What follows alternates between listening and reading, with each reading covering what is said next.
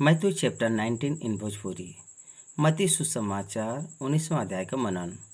ए अध्याय में 30 वचन लिखल गल बा। ए 30 वचन में पहले का दूसरा वचन तक प्रभु यीशु मसीह यहूदिया प्रदेश में जौन चंगाई को करे बयान, तीसरा वचन से लेके 9वां वचन तक ब्याह के बारे में और त्याग पत्र के बारे में बतावल गल बात बाटे। 10वां वचन से लेके 12वां वचन तक तलाक के कारण होवे वाला परिणाम जौन बा। 13वां वचन से लेके 15वां वचन तक प्रभु यीशु का छोटका लड़कन का आशीष दे, और 16वां वचन से लेके 22वां वचन तक नवान लोगन के बारे में, धनी जवान के बारे में बतावल गल बाटे। 23 वचन से लेके 26 वचन तक धनी लोगन के चेतावनी देवल गल बा। 27 और 28 वचन में स्वर्ग में प्रेरित लोगन का स्थान कैसे रही। 29 और 30 वचन में जे प्रभु बदे समर्पित रही उनके मिले वाला भाग्य, ये बात के हमके मत्ती सुसमाचार 19वां अध्याय में बतावल गल बाटे। अब हम लोग पहला वचन से लेके वचन के पढ़त समय ओकर मनन करल जी। मत्ती सुसमाचार 19वां अध्याय ओकर पहला वचन। जब यीशु ये बात कह चुकन त गलील से उ चल गई न, और यरदन के पार यहूदिया के पार प्रदेश में आईना। प्रभु यीशु मसीह जो कुछ भी कहना उस सब बात के उ पूरा भी करे बयान, मतलब एकर completeness in his word and messages। उनके बात में संपूर्ण अर्थ और संपूर्ण जानकारी के देवे के बाद ही वो गलील से यहूदिया के प्रदेश में आईना। आजकल आधा अधूरी प्रचार के करल जात बाटे। असंख्य प्रचार रहे पर भी उम्मीद से कितना परिपूर्ण प्रचार बाटे, लेकिन प्रभु यीशु संपूर्ण रीत से प्रचार करे के बाद ही, मतलब कंप्लीट मैसेज देवे के बाद ही वो दूसरे प्रदेश में आल बयान। एक नगर से दूसरा नगर में जाए वाला प्रभु वो जौने नगर के छोड़ के आवत रहना, उनके जवन आवश्यक बात रहल उनके वह बात बतावत रहना। वहाँ पर आप वचन के पढ़त समय पार्टिकुलर वर्ड ऑफ गॉड, वो विशेष वचन कौने लोगन बदे लिखल गल बाटे, कौने स्थान पर लिखल गल बाटे, केकरे लोगन के बीच में लिखल गल बाटे, उनकर प्रथा का बाटे, उ कौने प्रकार से वो वचन के अंगीकार करे के मन में बयान, इस सब बात के हमके जांचे के बाटे। ऐसा न करत हुए एक न्यूज़पेपर के समान, आइटम के समान सब बात के पढ़, इस प्रकार से बाइबल नहीं बाटे। यहूदिया प्रदेश में यहूदी लोगन का कल्चर जौन बा, गलील के प्रदेश में गलील लोगन का कल्चर, गलील के प्रजा से बात करत समय एक अद्भुत प्रचार यहूदी लोगन के सामने प्रचार कर समय डिफरेंट प्रकार का प्रचार कई का अनुसरण कई के आल बयान। तब बड़ा भीड़ उनके पीछे हो गई। प्रेजेंट कंटिन्यूसेस टेंस यहाँ पर भल बा, पीछे हो ले, एकर मतलब उनका ये भीड़ जौन बा पीछा करत हो गई। उनका सेवकाई बाहरी रूप से शुरुआत से लेके उनके पुनरुत्थान तक, उनके आरोहण तक ये भीड़ इनकर पीछा करत रही। उनके जीवन के आखिरी 3.5 साल में जौन लोग बाया उनके तरफ उत्सुकता के रखे बा, उनके ढूंढ ढूंढ के उनके पास आल बा। यीशु के पास लोगन का भीड़ लगे के कारण का बाटे?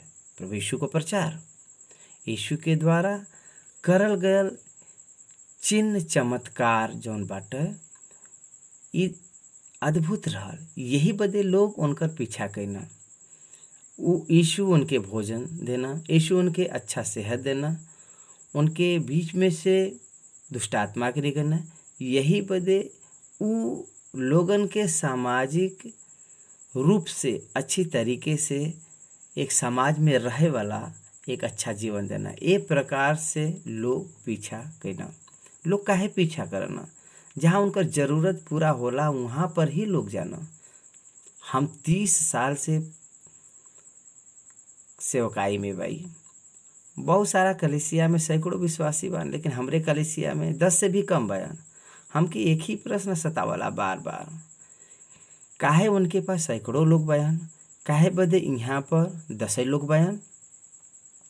The way I teach the way they teach, उनके प्रचार का जौन तरीका बा और हमरे प्रचार करे के तरीका एक समान नहीं बाटे। हम पृथ्वी पर रहे वाला बात के बारे में कम महत्व देख के प्रचार करेला। सैकड़ों लोग जौन बयान, सेवक जौन बयान, उ पृथ्वी पर क आवश्यकता क पूरी होए के बारे में फोकस करके ज़्यादा से ज़्यादा ऊपर उ सब बात करन। सिंपल।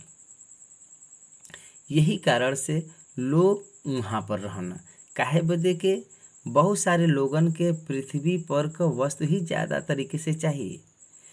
यही बदे जब हम यहाँ पर देखल जी त यीशु के पीछा करे वाला जौन झुंड रहल, 12 शिष्य के अपने पास रखना, लेकिन आखिर तक कितना लोग स्थिर रहना? एक के छोड़ के 12 में से एक के छोड़ के 11 ही लोग स्थिर रहना। उनके पीछे करे वाला जौन भीड़ रहल, क्रूस के पास सब डिसपेयर हो गए ना, उनके साथ नहीं लेना। यीशु का पीछा भीड़ करेस, लेकिन वो स्थिर रीत से उनका पीछा नहीं कर पाएना और वो वहाँ पर चंगा करे। यीशु का चंगाई का सेवकाई जौन बाटे, यीशु का अद्भुत काम जौन बाटे, वो सेलिब्रेट कर दिलेस। लेकिन फरीसी लोग जौन बायन, उनकर परीक्षा करे बदे हमेशा उनकर पीछा करत रहना। वो जहाँ रहत रहना वहाँ फरीसी और सदुकी और शास्त्री लोग आए के उनके फंसावे बदे बहुत बार कोशिश कईना। यहाँ पर एक प्रश्न के उ सब लेना, का हर एक कारण से अपने पत्नी के त्याग उचित बाटे? हम पहले ही बताए बाई के शास्त्री और फरीसी और सदुकी लोगन का एक कई काम रहल के यीशु का एनकाउंटर करब, प्रभु यीशु मसीह के किसी भी प्रकार से परीक्षा में डाले बदे, अनपॉपुलर करे बदे उ सब अपने मन में रखे रहना। उनके ये सब चीज़ पता रवा कौने प्रकार से उ त्याग पत्र के दे सकन, लेकिन फिर भी यहाँ पर पृष्ठ के साथ उ पूछत बयान का हर एक कारण से अपने पत्नी के त्याग दे उचित बाटे। अगर वही प्रश्न के अगर उनसे पूछे जाए वो नहीं गए तो क्या उनके पास जवाब रही कि नहीं? जौन उस प्रश्न पूछत बयान वही प्रश्न अगर उन्हीं के पूछल जाए तो क्या उनके पास वो जवाब रही कि नहीं? निश्चय रही। लेकिन यीशु काहे पूछत बयान?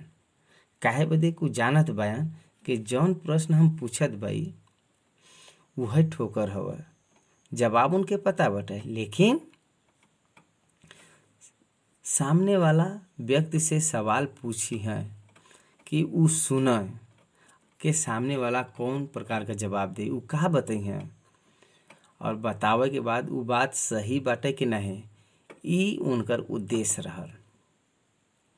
हर एक कारण का अपने पत्नी के त्यागब का उचित बाटे, ई विषय उनके बदे नया नहीं बाटे। ई सब बात उ सब जानत बयान और उत्तर देना कि जे उनके बनाए शुरुआत से नर और नारी करके जे बनाए बाटे वो बनाए बयान, इट इज़ द आंसर। यही प्रकार से किसी भी प्रकार से स्त्री और पुरुष के अलग नहीं करे के बाटे। का उचित बाटे? बिल्कुल उचित नहीं बाटे। यहाँ पर उ का बाटे? फिर कुछ कारण से त्याग पत्र दे सकेला, ये प्रकार से ऐसे धर्मशास्त्र में लिखल बा। उ का हवा? अलग अलग कारण से त्याग पत्र देवल जाला। आज समाज में कानून डिवोर्स का मंजूरी देते बाटे। सेपरेट होई के उनके जीवन के चलावत बाटे। लेकिन what the Bible says about the divorce, about the marriage. मसीह के विवाह में वाचा के साथ रहला, मृत्यु के हमके अलग करे के तक हमके साथ में रहे बा। मृत्यु के हमके अलग करे तक हमके साथ रह के बाटे। वहाँ जीवन ही एक ऐसा, मृत्यु एक बा ऐसा चीज कि वह हमके अलग कर सकला, नहीं तो नहीं। तो एक पुरुष एक स्त्री के अंगीकार करे के बाद total light up to the death, मृत्यु ओकर होए तक ओकर छोड़े के नहीं बा okay. God created man and woman for his purpose. विवाह में जोड़े बदे जाके, जब विवाह होला तो जब जोड़ल जाला तब जाके परमेश्वर का पर्पस पूरी तरह से पूरा होला और परमेश्वर का राज पूरी तरह से होला। यही बदे स्त्री का निर्माण करत समय कौने प्रकार से ओके बनावल गल बा, पुरुष बदे स्त्री के बनावल गल बा, ई हमके जाने गल बाटे। पुरुष के सबसे पहले बनावल गल बाटे। पुरुष का अकेले रहब अच्छा नहीं बाटे। ए प्रकार से परमेश्वर पुरुष से मेल खाए वाला सहायक के बनाए बा। ए प्रकार से स्त्री का निर्माण भयल पुरुष के आवश्यकता बदे भयल बाटे। ई हमके जाने के बाटे। उनका सृष्टि करे वाला में ए उद्देश्य से उनके बनाए बयान, अलग होए बदे नहीं बनाए बयान। यही बदे उत्पत्ति का 2 अध्याय में मूसा लिखे बयान के यही कारण पुरुष लोग अपने माता पिता के छोड़ के अपने पत्नी से मिला रही हैं। प्रभु ई कहत बयान के, का कहत बयान के, इस ए कारण, कौने कारण, ए कारण पुरुष बदे स्त्री के बनावल गल बाटे। उ मिली हैं और उ जीवन भर साथ रही हैं। यही बदे पुरुष अपने माता पिता के छोड़ के अपने पत्नी से मिल रही। ई तू नहीं पढ़ला 4 वचन में का कहत बा? का तू ई नहीं पढ़े बया? ताके स्क्रिप्चर के ऊपर नॉलेज नहीं बाटे का? जौन तू जानत बाया वह हमके हमरे पास लियावत बाया। मतलब उ अब 2 नहीं बयान, लेकिन उ एक तन बयान। यही वजह जेके परमेश्वर जोड़े बयान ओके मनुष्य अलग नहीं कह सकला। परमेश्वर जोड़े बयान, स्त्री पुरुष के परमेश्वर जोड़े बयान, आदम और हव्वा के परमेश्वर जोड़ना, दे बिकेम वन फ्लैश। उ सब एक तन हो गई ना, उ दोनों एक शरीर हो गई ना। अब उ एक बयान, in the side of God they are one. पुरुष और स्त्री अलग अलग देखे पर भी वो एक शरीर बयान। अब उनके अलग नहीं कह सकला। परमेश्वर उनके एक शरीर के रूप में जोड़े बयान, उनके परमेश्वर एक शरीर के रूप में जोड़े बयान। यही बदे परमेश्वर उनके जोड़े बयान और मनुष्य ओके अलग नहीं कह सकला। हर मसीह विवाह में ई बतावल जाला, माता पिता भाई बहन कोई के भी अलग नहीं कह सकला। अलग ये सब नहीं हो सकना।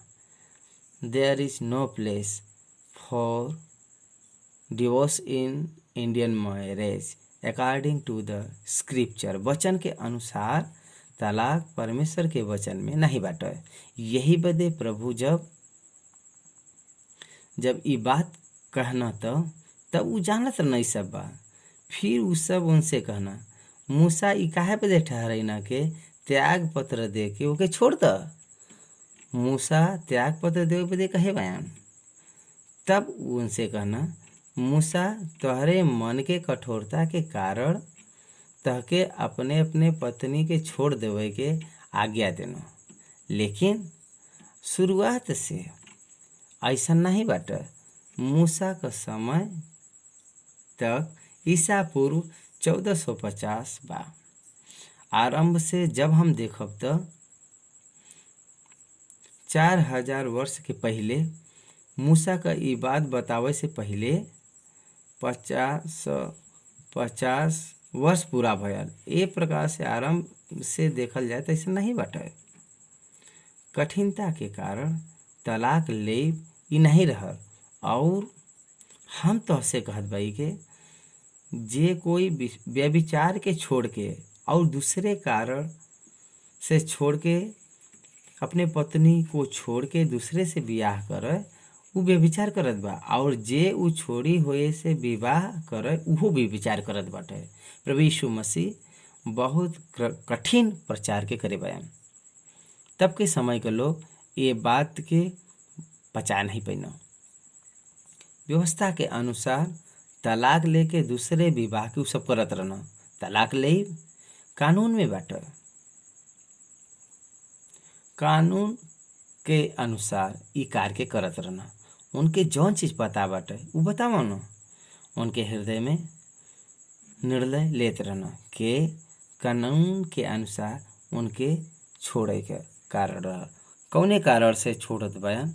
ए प्रकार से ऐसा धार्मिक रीति से समाज में देखावे के कोशिश करन। उ सब व्यवस्था के अनुसार अगर हम देखल जाए तो एक व्यभिचारी के छोड़ के कोई भी कारण से पत्नी के नहीं छोड़ सकला।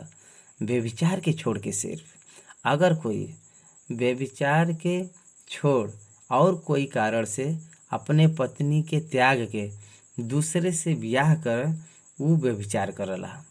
और जो उ छोड़े हुए से ब्याह करे उहो व्यभिचार करत बाटे। हु is responsible man is the responsible. यही बदे समझ के साथ गृहस्थी के चलावे बदे उ कहत बयान। समझदारी के साथ गृहस्थी के चलावा। स्त्री के कमजोर कभी भी न समझे के चाहिए।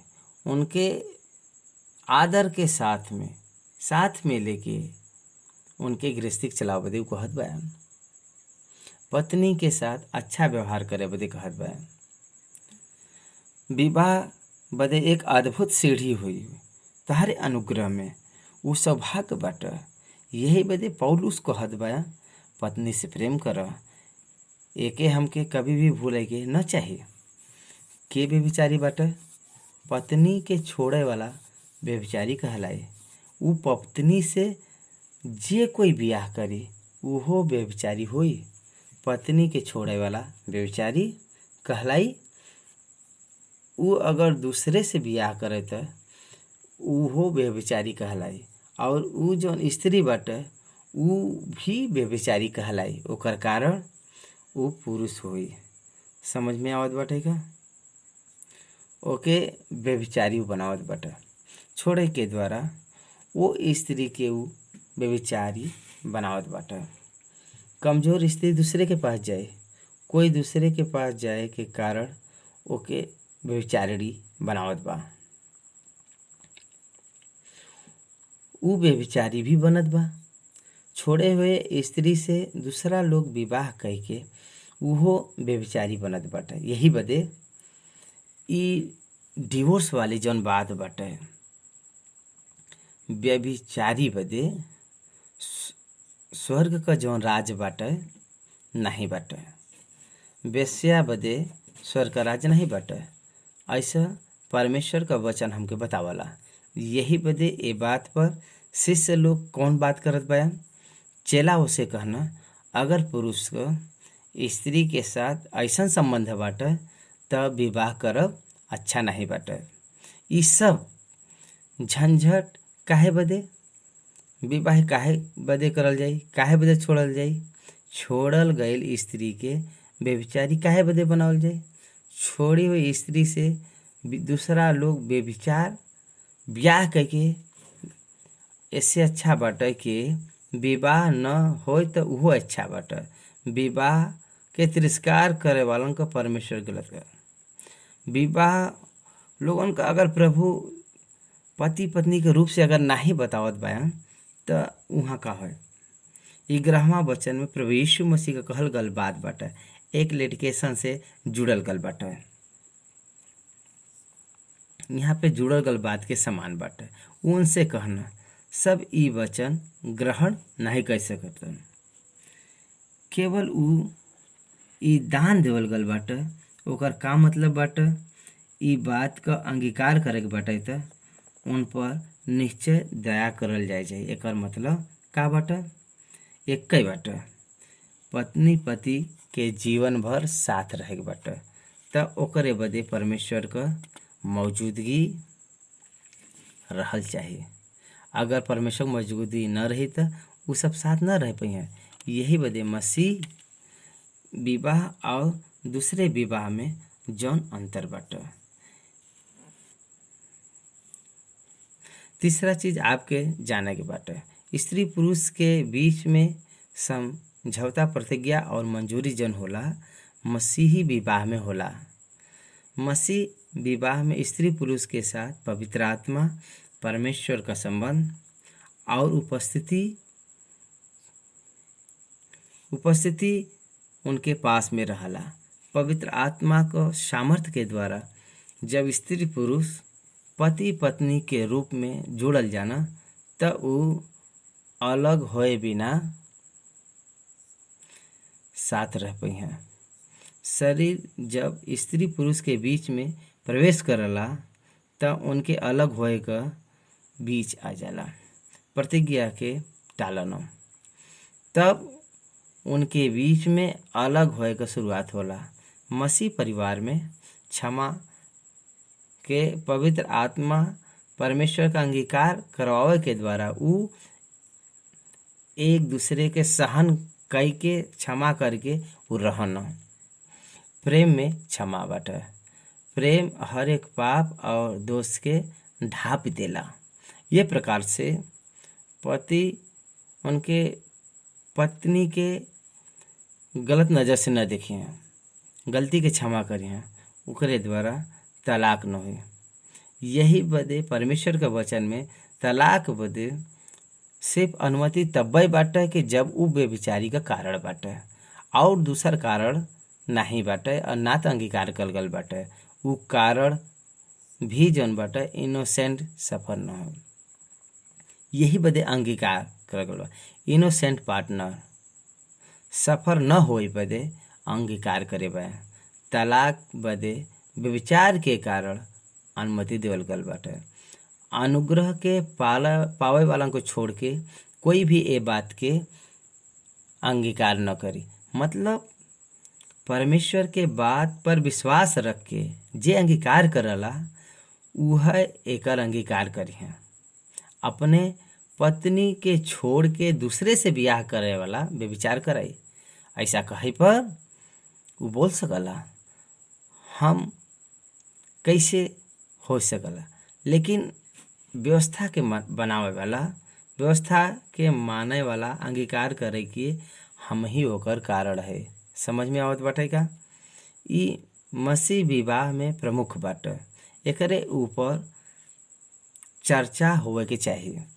मसीह विवाह में अब 12वां वचन यीशु कहे बयान कि कुछ नपुंसक ऐसन बयान कि जे माता के गर्भ से ही जन्मल बयान, और कुछ नपुंसक ऐसन बयान कि जेके मनुष्य नपुंसक बनाए बयान, और कुछ नपुंसक ऐसन बयान कि जे स्वर्ग के राज्य बदे अपने आप के ही नपुंसक बनाए बयान। जो एके ग्रहण कर सकला वो ग्रहण करे। ई का हुआ? माता के गर्भ से ही नपुंसक जे जन्मल बाटे, मनुष्य के नपुंसक बनावत बयान, उ आज भी होत बाटे। उ लोग भी बयान परमेश्वर बदे विवाह का तिरस्कार करके नपुंसक बनत बयान, सेक्सुअल लाइफ को तिरस्कार कई के नपुंसक रहे वाला भी लोग बयान। उ कहेवान ग्रहण करे वाला ग्रहण करी हैं। यही बदे एके जब रिलेट करल जाए तो विवाह का प्रमुख विषय जौन एक शरीर होए का अनुभव बाटे ओके न पावे वाला व्यक्ति बाटे। मतलब मनुष्य के द्वारा बनावल गल भी बाटे, परमेश्वर के द्वारा नपुंसक बनवाला, लेकिन विवाह में प्रमुख बाटे प्रतिज्ञा एक शरीर से विवाह परिपूर्ण होए पर भी परमेश्वर के अधीन होए के ही द्वारा विवाह के परिपूर्ण अर्थ के उ जान पाई हैं। यही बदे उ शारीरिक इच्छा बदे ही मसीह विवाह के नाही बनावल गल बाटे, ओके संपूर्ण करे बदे ही ब्याह बनावल गल बाटे। ये सच्चाई के जाने वाला ही विवाह में अद्भुत तरीके से आगे बढ़ सकन। सेक्सुअल डिसऑर्डर आवे पर भी वही प्रकार से मिल के रही हैं, प्रभु का नाम का महिमा करी हैं। ये बात के प्रभु प्रकट करे बा। अब 13वां वचन से 15 वचन तक छोटका लड़कन के आशीष देवे के बारे में बाटे। तब लोग लड़कन के उनके पास ले ना कि उनके ऊपर हाथ रखे और प्रार्थना करे, लेकिन चेला लोग उनके डटना। यीशु कहना लड़कन का हमरे पास आवे दा और उनके मना मत कर, काहे बदे स्वर्ग का राज ऐसे ही लोगन का बा। और उन पर हाथ रख के वहाँ से चल गई ना। यीशु कोई के भी मना नहीं करना, उनके पास आवे वाला कोई के भी वो मना नहीं करना। शिष्य उनकर इंटरव्यू दे पसंद नहीं करना, छोटका लड़कन के लिए आवे बदे आशीष देवे बदे कहत बा। और उनके मना करे पर भी प्रभु कहत का बयान स्वर्ग का राज लड़कन का हवा है। लड़का पाप से दूर रहना, ना पाप का मतलब नॉट फॉर सेक्सुअल डिपार्टमेंट। बालक हन, उनके अंदर मैच्योरिटी नहीं बाटे, उनके पता नहीं बाटे कि वो का करत बा। वो अपने माता पिता पर निर्भर रहना। बहुत सारा लड़का लक्षण बाटे कि ऐसे ही लोगन के प्रभु कहे बन के कि यीशु मसीह पर ही निर्भर रहे वालन के स्वर्ग में राज्य बाटे। उनके बदे स्वर्ग प्रभु पर ही निर्भर रहे वालन के स्वर्ग में उनके बदे जगह बाटे। और वो उन पर हाथ रखे वहाँ से चल गए न। बालक के परमेश्वर यहाँ पर आशीष देत बा। आपके बच्चन के परमेश्वर के सम्मुख लियावा। बचपन से प्रभु के वचन के सुनावा के बाटे। बचपन से ही सिखावे पर बुढ़ापे तक वो वचन उनके अंदर बना रही और वो मार्ग में बढ़े में उनकर सहायता करी। बच्चन लोगन के परमेश्वर के पास लावे बदे चाहिए। हर एक मसीही लोगन के फॉलो करे के चाहिए। बच्चन लोगन के प्रभु के पास लेके आवे के बाटे। अब 16वां वचन से लेके 20वां वचन तक एक अद्भुत और बात बाटे। यहाँ पर वो मनुष्य यीशु के पास है ना और उनसे कहना, हे गुरु, हम कौन सा भला काम करी के अनंत जीवन पाई। आजकल इस सबका प्रश्न बन गल बाटे। हमके अनंत काल के जीवन के पावे के बाटे। हमके मरे के बाद स्वर्ग में जाए के बाटे। मतलब हमके कौन कौन से अच्छा काम के करे के बाटे, ई बात बाटे। का भला काम के द्वारा स्वर्ग के राज्य में जाबा का बाइबल का कहला। यीशु प्रभु का कहे बयान, भला काम रिवार्ड पावे बदे उपयोग में ही है, लेकिन स्वर्ग में जाए बदे भला काम ह्यूमन इफोर्ट्स और नॉट एलाउ। ए बात के समझे बदे ई बहुत अच्छा उदाहरण बाटे। हे गुरु, हम कौन सा भला काम करी के हम अनंत जीवन के पाई। तब वो उनसे कहना, तू हमसे भलाई के बारे में काहे पूछत बया। भला तो एक बा। अगर तू जीवन में करल चाहत बा तो आज्ञा माना। तो आज्ञा का माने का मतलब बा जानत बा का, विश्वास रख। आज्ञा देवे वाला ऊपर विश्वास रख। विश्वास रख के जीवन के बिताव।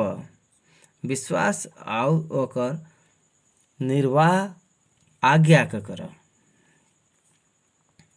आज्ञा का माने बदे कहे के मतलब ई बाटे कि आज्ञा के देवे वाला परमेश्वर पर विश्वास असंभव। विश्वास के बिना कर्म व्यर्थ बाटे, कर्म बिना विश्वास व्यर्थ बाटे। ए प्रकार से याकूब के पत्री में ऐसा लिखल गल बाटे। यही बदे विश्वास बिना कार्य क करे बदे उ कार्य बेकार बाटे। वही से वैसे ही ओकर कोई कार्य के उपयोग नहीं बाटे। यही बदे उ उनसे कहत बा कौन सा ऐसा आज्ञा बाटे। मनुष्य के बीच में रहे वाला 6 आज्ञा के बारे में परमेश्वर बात करे बा। हत्या न करह, व्यभिचार मत करह, चोरी न मत करिह, झूठी गवाही न देह, अपने माई और बाऊ का आदर करिह और अपने पड़ोसी से अपने समान प्रेम रखह। व्यवस्था परिपूर्ण हो गया। अपने पड़ोसी से अपने समान प्रेम रखे के बाटे। एकर मतलब ई बाटे अगर तू क्षमा पावल चाहत बाया त अपने पड़ोसी के क्षमा करे के बाटे। तू आशीष पावल चाहत बाया त वैसे ही अपने पड़ोसी के भी आशीष मिला। ए प्रकार से तू सोच, अपने समान अपने पड़ोसी से प्रेम करे के मतलब वही हव। प्रेम करे वालन से झूठ न बोले के चाहिए, बेविचार न करे के चाहिए, चोरी भी न करे के चाहिए। और उ जवान उनसे कहे बयान ये सब के तो हम मानिला, अब हमें कौने प्रकार के घटी बाटे, घटी बाय के नहीं सब आज्ञा के हम मानत बाए। उ कहत बयान तब घटी का बाटे ये मीन आज्ञा का पालन करे के द्वारा स्वर्ग के राज्य में जिंह। ऐसा सोच रखे वालन के मन में आवे वाला प्रभु यह है, कुछ घटी नहीं बाटे। सोचा न लोग, लेकिन यीशु उनसे कहे बया अगर तू सिद्ध होल चाहत बया त जा आपन माल बेच के कंगालन के द और तहके स्वर्ग में धन मिली और आय के हमरे पीछे हो लिह। तू जा, तू अपन माल बेच कंगाल के द, तू आवा और हमार पीछा कर। समझ में आवत बाटे का ई बात। यहाँ पर यीशु मसीह का बतावल चाहत बयान सब कुछ कंगाल के देवे बदे कहत बयान।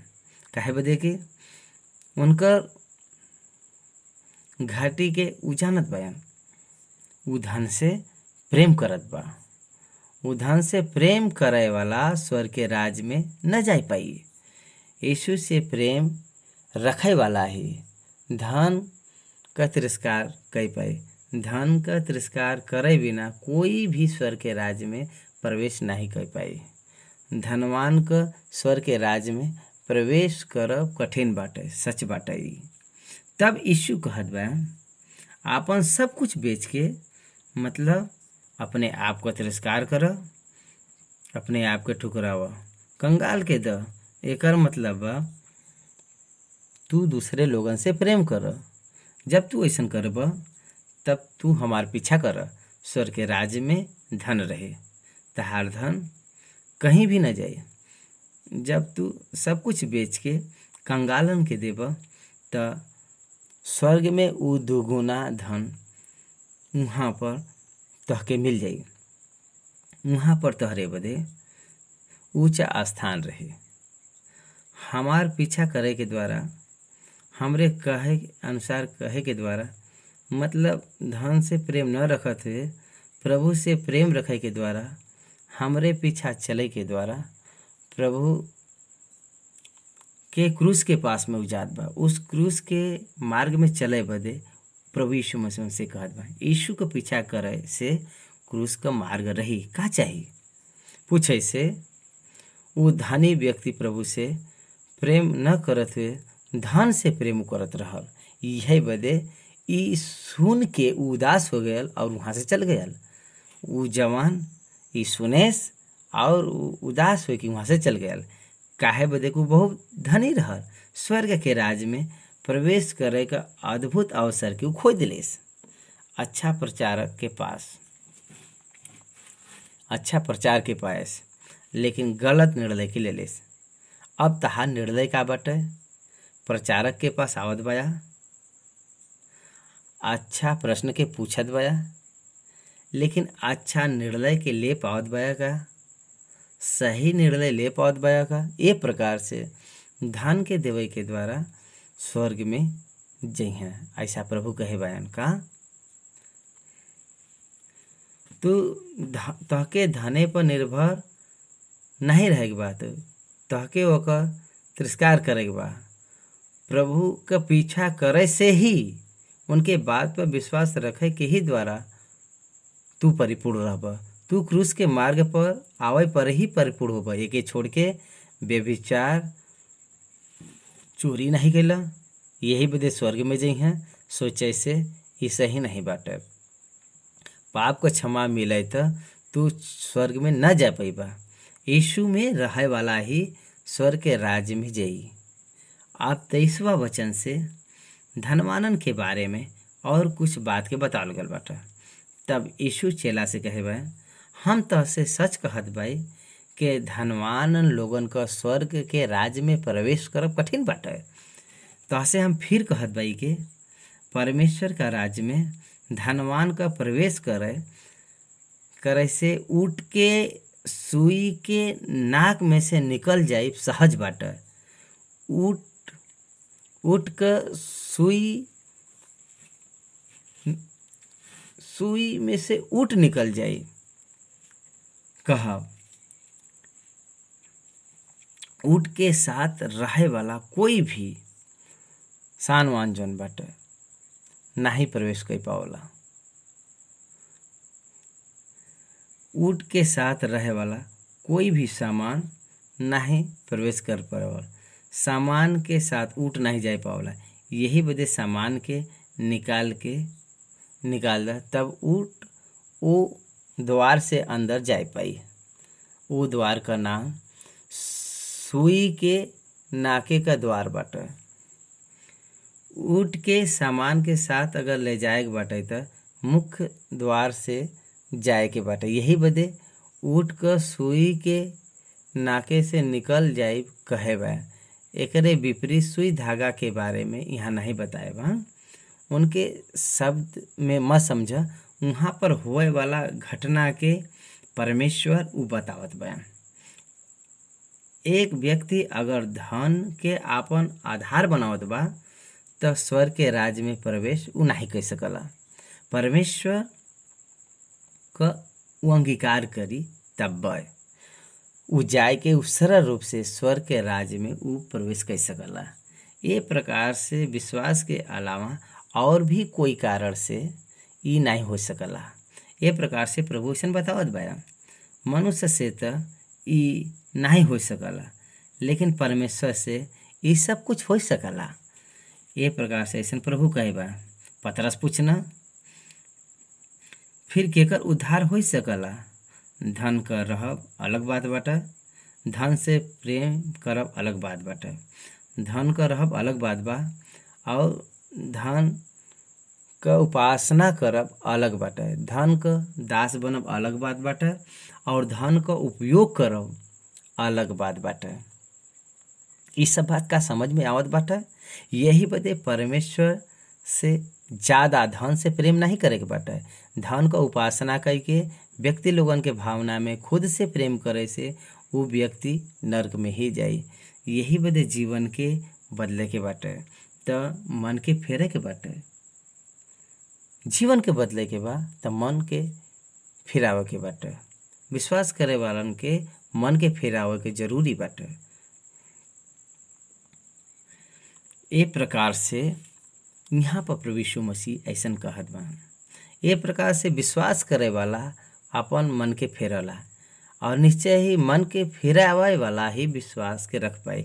ये हमके यहाँ पर सीखे के बाटे। ये प्रकार से पतरस यहाँ से कहे बा, देखा हम तो सब कुछ छोड़ के तुम्हारे पीछे होल भाई, तो हमके का मिली, पृथ्वी पर का मिली। ए सेंस में हर एक व्यक्ति समझाना यीशु मसीह का पीछा करे बदे का मिली। प्रभु बतावत बा। यीशु उनसे कहना कि नया उत्पत्ति से जब मनुष्य का पुत्र अपने महिमा का सिंहासन पर बैठी हैं तो जौन तू हमारे पीछे हो ले बाया 12 सिंहासन पर बैठ के इसराइल के 12 गोत्र का न्याय करब। इसराइल का 12 गोत्र का न्याय करब। और जे कोई घर आ भाई या बहन या पिता या माता छोड़ देले बाटे उनके 100 गुना वहाँ पर मिली और उ अनंत जीवन का अधिकारी हुई हैं। एमिन पत्नी का नाम नहीं बाटे, भाई लिखल गल बा, माता लिखल गल बा, पिता लिखल गल बा, लेकिन यहाँ पर पत्नी का नाम नहीं लिखल गल बा। पत्नी के छोड़े बदे नहीं लिखे बा। परिवार के कोई भी सदस्य के हमरे बदे छोड़बा तो घर हो संपत्ति हो ऐसा कहे पर प्रभु को पीछा करे में अगर कोई भी व्यक्ति रुकावट बनी तो ओके खोए पर भी हमके सोचे की जरूरत नहीं बाटे। ओकर 100 गुना बहन और भाई के प्रभु दी हैं। 100 गुना भाई और बहन के घर के प्रभु दी हैं। सच्चा भक्त बदे कितना भी घर खुला रही कि एक बार सोचो, यही बदे 100 गुना पृथ्वी भर जाए। स्वर्ग में अनंत काल का जीवन के उपैया स्वर्ग में यही बदे 100 गुना पृथ्वी पर पहिया। स्वर्ग में अनंत काल के जीवन को पहिया पृथ्वी पर 100 गुना पावे वाला कितना आनंद और सुख से जियन, उतना सुख और आनंद से वो वहाँ पे जी हैं। ये प्रकार से ऐसा प्रभु बतावत बा। हमके सेवा में आके 30 साल भैल बा। हम ये अनुभव के व्यक्तिगत रूप से पावत बाई। हाथ में एक पैसा न रहे पर भी परमेश्वर एक समृद्धि भरा जीवन के अनुभव के हम करत बाई।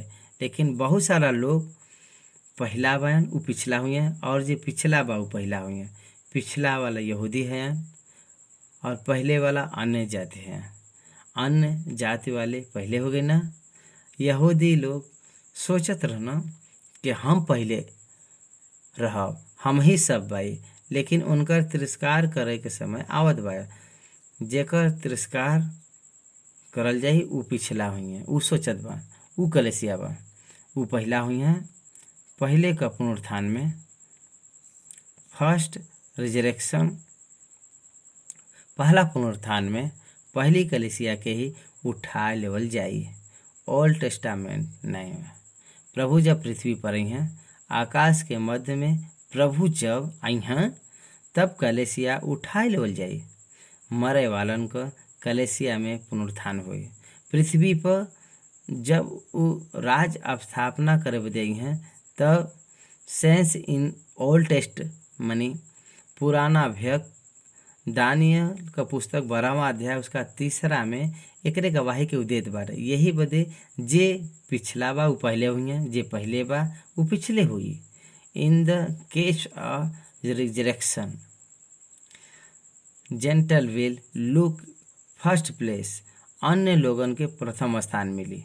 ए प्रकार से प्रभु ऐसा बतावत बयान ओकर पीछा करे वाला अन्य लोग प्रभु के साथ उठाए लेवल जी हैं। सहज रूप से महान समझे वाला, इसराइल धर्म समझे वाला और ओल्ड टेस्टामेंट सेंट लोग जौन बान वो सब उठा लेवल जी हैं। यही बदे प्रभु के बात के हमके समझे के बात है। ए प्रकार से 19वां अध्याय यहाँ पर समाप्त हुआ।